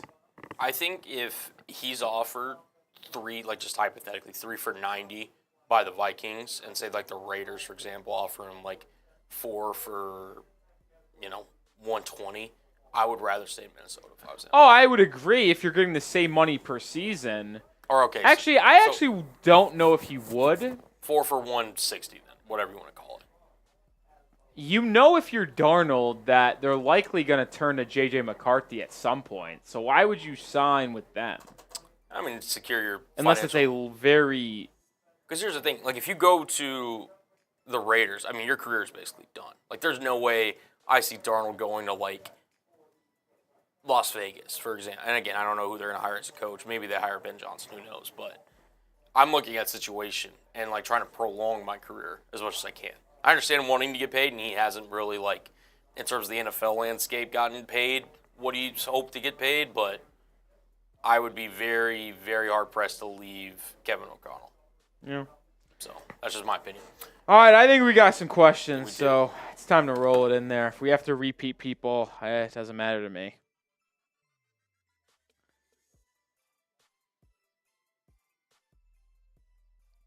Hold on. No, I'm nothing. I'm just reading something. All right.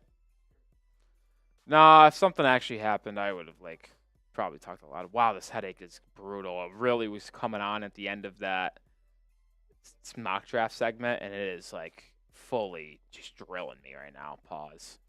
All right, let's get into this final segment.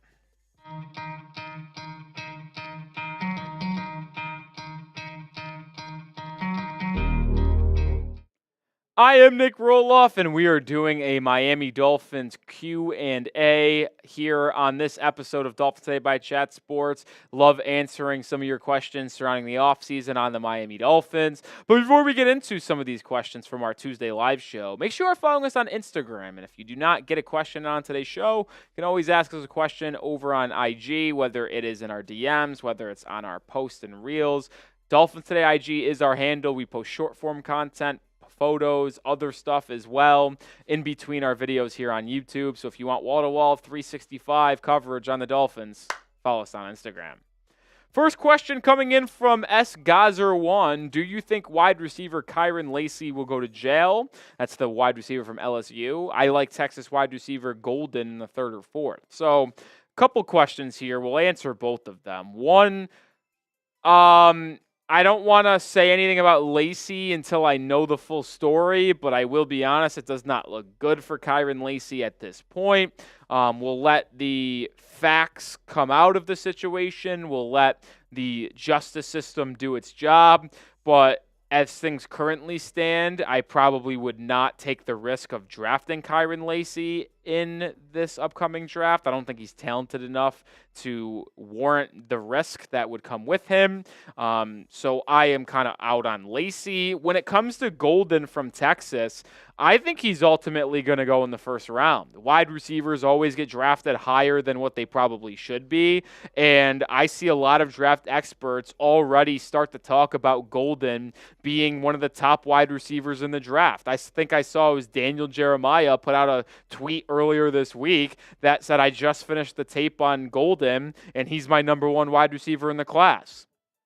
I wouldn't go that far. I would probably still have it be Tet McMillan out of Arizona. I think he is the best wide receiver in the class, but it's a weak wide receiver group, so I think Golden may go way higher than expected in the first round or early second round at bare minimum, and I just think that kind of price point for Miami will be too high to draft him in this upcoming draft, so I don't think Golden will ultimately be an option for Miami this go around. Anthony with a question. What are your thoughts on this? We re-signed Javon Holland, draft Malachi Starks and Kevin Winston. Malachi's are strong? I don't know who that is. I don't know who you're talking about Malachi's. I know Kevin Winston. He's the safety from Penn State. Kevin is free. Javon is rover. All right, so I'm a little confused. Oh, you're saying... Oh, gotcha. All right, I think I got this now. Javon's a rover. Kevin is the free. Malachi Starks is the... I got you. All right, we're good. No.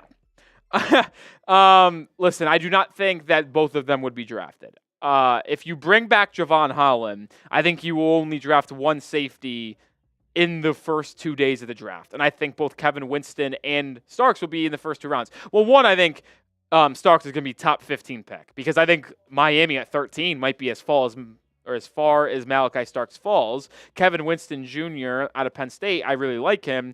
Top 5 safety in the class. I'd probably put him either 3 or 4. Him and Ramsey from USC is probably in that range. I have Xavier Watts at number 2 at this point in the process. I think Winston's going to be a second round, maybe early third round pick. And is it worth Miami drafting 2 guys in the first 3 rounds if they sign Javon Holland?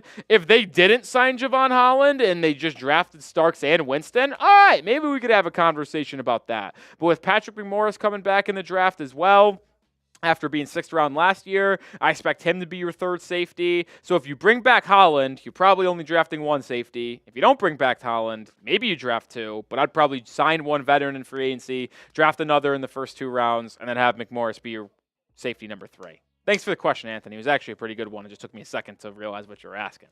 Be honest with me. Do you trust Chris Grier as the GM of the Miami Dolphins? I have a pretty decent feeling about how you will feel about this, but let me know. Do you trust Chris Grier? Type T for trade or D for don't. Or trust, Jesus. Cameron with a question.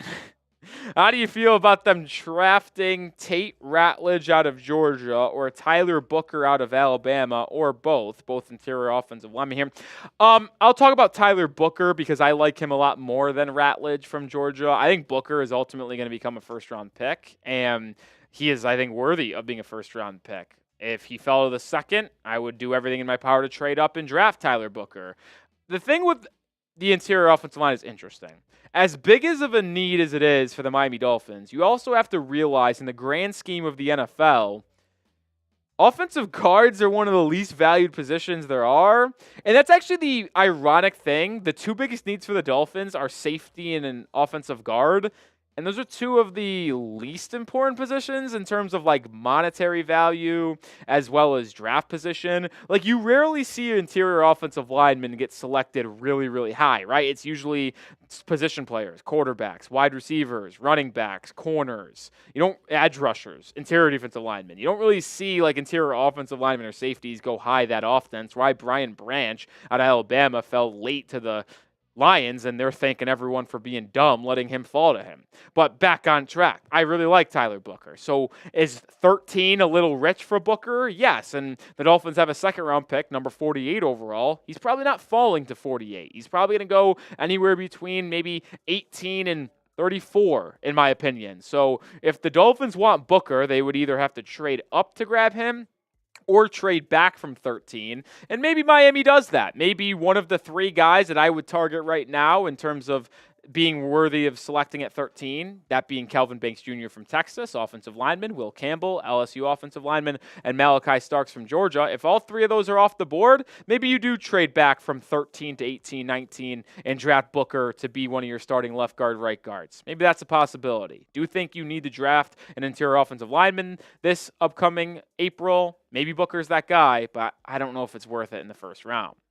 All right, we got more questions to answer here in just a second, but we are sponsored by Prize Picks, the #1 daily fantasy sports platform in North America. It's so easy to play. All you do is pick more or less on 2 to put more player projections, and you can win up to 1,000 times your money right now on Prize Picks. It's playoff time. It's now or ever. Don't miss out on the last few weeks of football action with Prize Picks, the best place to win cash. And it's so easy to play. It really is. You just pick more or less. And they also offer weekly promotions. They can lead the big payouts. Taco Tuesday is an example. Each Tuesday, Prize Picks discounts select player projections up to 25% to provide even more value for your lineups. And you're watching this on Sunday? Well, you can make a play for Monday's college football national championship game. I'll take the more than on Will Howard, half a passing yards. Free square from Prize Picks. They do this often. Take advantage of it while it lasts. I'll pair that up with less than on both Jeremiah Smith receiving yards and Riley Leonard passing yards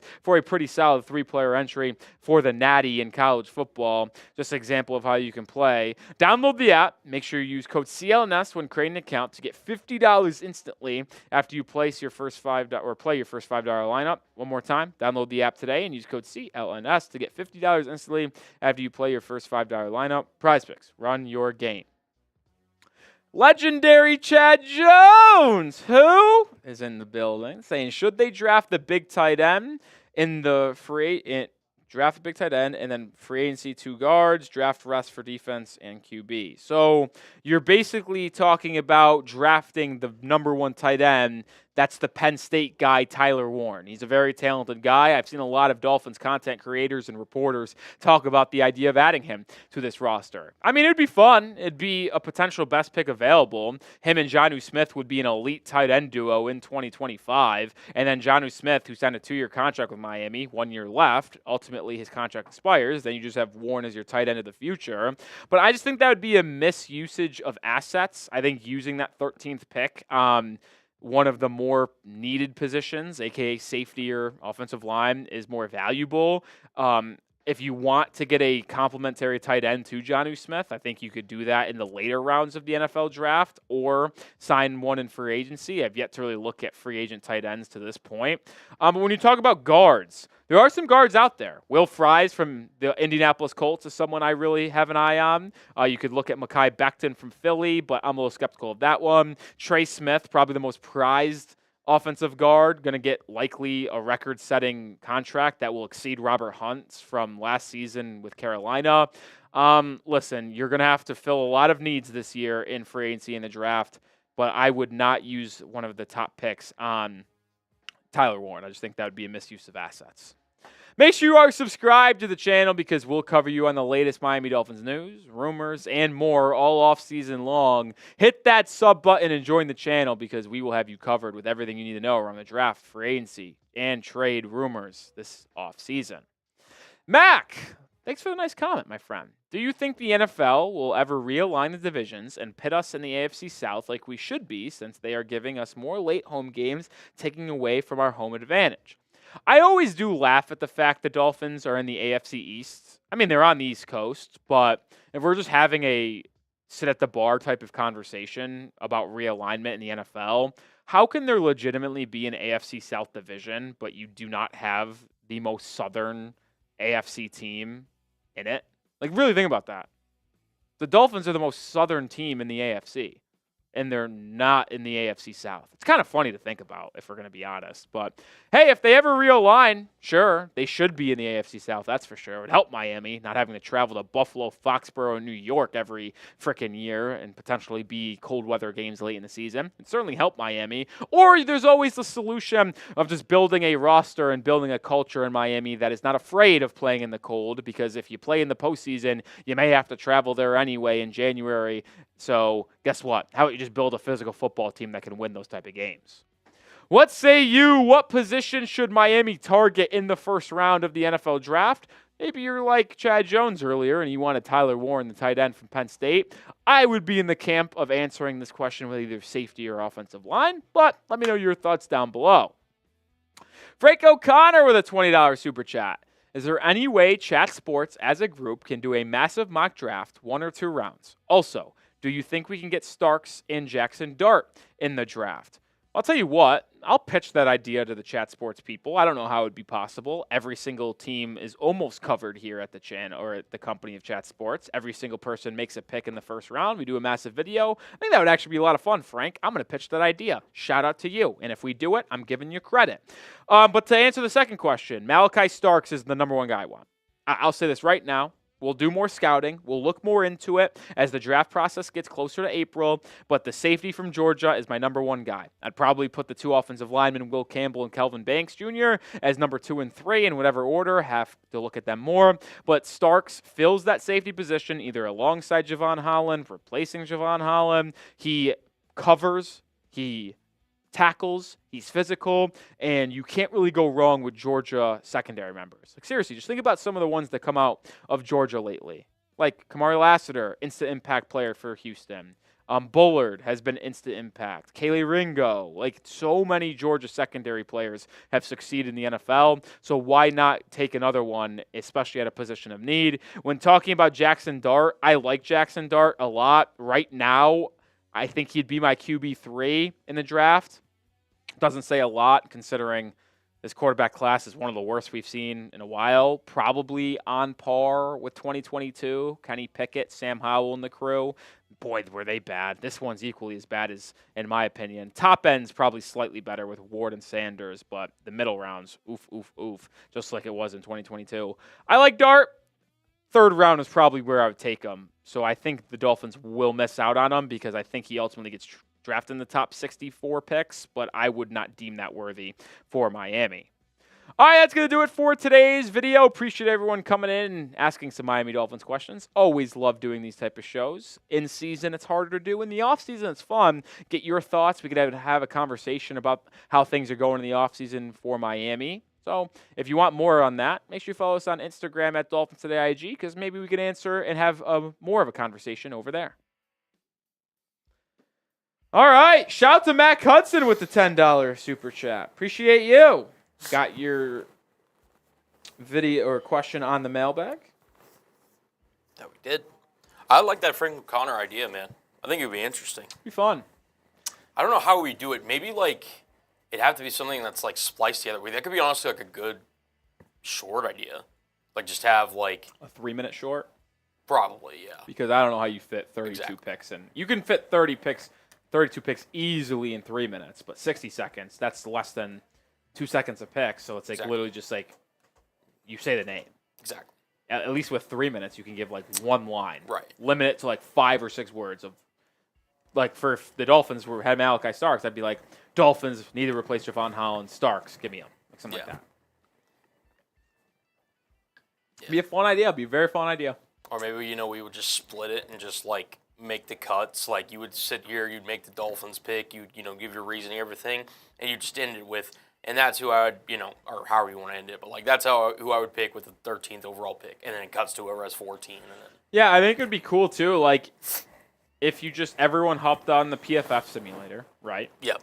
And it took what?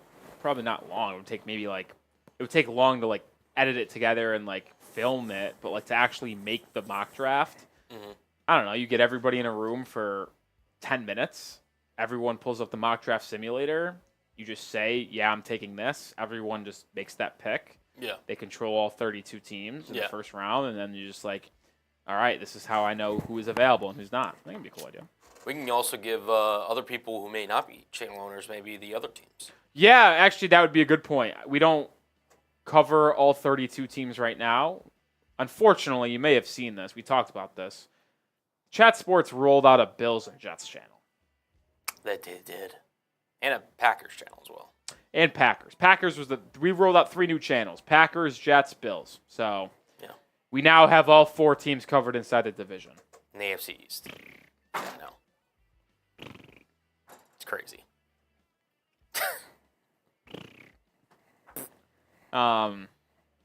Yeah, but for the what are we at? 24 teams now? 25 for the 8 teams that we don't cover? We're at 25. 25. So for the 7 teams we don't cover, just have people that don't own a channel, like you or the new guys, collab for. Obviously, you'd get priority, Colin. Don't you worry. Thank you. But I don't even know which channel I'd want, to be honest, or which team I'd want. Random. Pick them out of a hat. That's how we decide.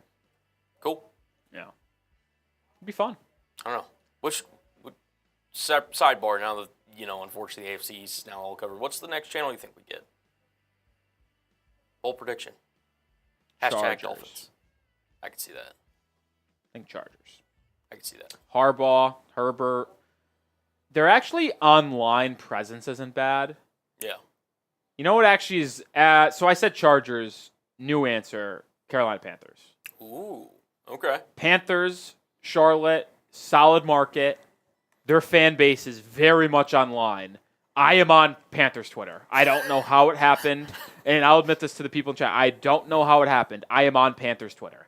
Like, I see so many tweets about Bryce Young. I see so many tweets about what is happening with the Panthers. I follow one guy who is a diehard Panthers fan. His name is Spawn Hour. I don't know if you know who he is. Like, he has a podcast with, the Theo Ash yeah. and, Yep. I follow Spawn Hour on Twitter. He's the only one of those 3 that I follow out of him, Theo and Bladen. Bladen, yeah. And I like Spawn Hour, but because he's a Panthers fan, the algorithm gives me Panthers tweets sometimes, and I just don't know why. I do use Bladen's. Have you ever done the QB app that he made? The quiz? Yeah, the quiz where it's like one photo. Yeah. I'll do that every once in a while. And then Theo just is who he is. But yeah. Theo, I think, is good, but he just goes off the deep end sometimes. Yeah. I actually think he expresses his thoughts, and he puts a lot of time into what product he puts out there. He's very Sperry in that way. Yes, but like I said, sometimes he just goes off the deep end, and he's one of those guys that can't admit if he's wrong. I think I saw a quote the other day. He still defends that Anthony he Richardson. defends and he still thinks Baker Mayfield's a bad quarterback. Yeah. Is he an elite quarterback? No, but he's literally been in the playoffs for the Bucs 2 years in a row. Yeah, he has him as a bottom 10 quarterback in the NFL. Yeah, if you can't update your takes, admit when you're wrong, and re-evaluate your thoughts and opinions on a player, a team, a coach, a person, it's hard for me to take you seriously at times. It's true. Just going to put that out there. New information creates new takes. Exactly. I said that I thought Chris Greer put together a good roster this year.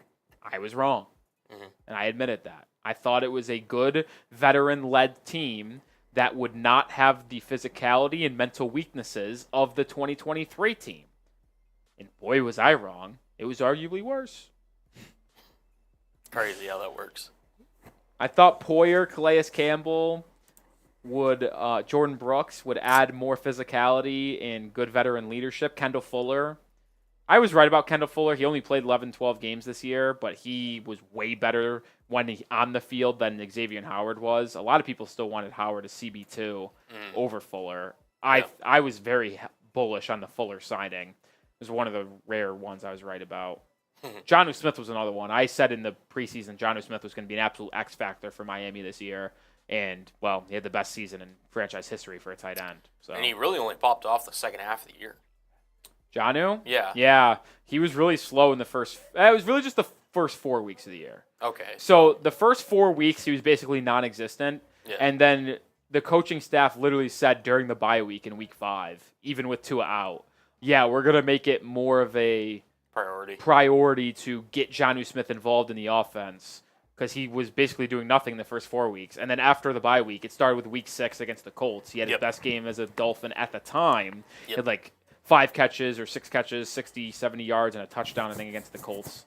And then the rest was history. Just absolutely dominated the rest of the year. All right.